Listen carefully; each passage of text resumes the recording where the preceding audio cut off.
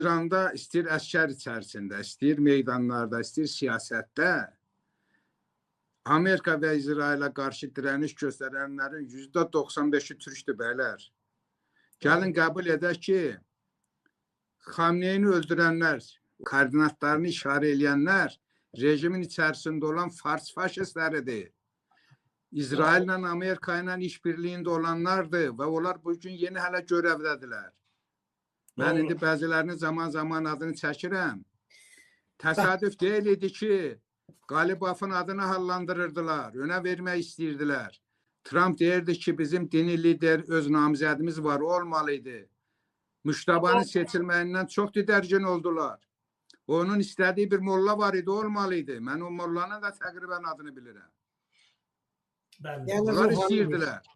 Bir də şey bilmir ki, Trump, dini lider olacaq adam Seyid ola da, Ağa Əməməli ola bilməz də, siz bilirsiniz bunu. Trump hələ çatmayıb ki, Ağa Əməməli nə deməkdir, Qara Əməməli nə deməkdir. Ağa Əməməlini dini lider eləmək istəyirdi, özünün də ağlı çatmırdı. Doğru. Bunların hamısını dəyərləndirmək lazım. Mən gözəl bilirəm ki, Sepahın içərisində onlarla işbirliyində olub, ayrı adamları da öldürtənlər olub. Amma getdikcə fars faşistləri nüfuzdan düşür hakimiyyətin içində də. Onu bilin, savaş dərinləşdikcə. Onlar getdikcə öləcəklər, heç biri qalmayacaq. Baxarsınız. Bu savaşın sonunu izləyin. Fars faşizmin İngilislərlə, Amerika ilə, İsraillə işbirlikçilər hamısı ifşa olunacaq.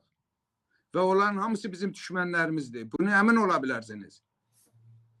Və onların hamısı fars faşistidir ki, gizlində hətta Şahın oğlunun gəlməyinə belə razılıq vermişdilər.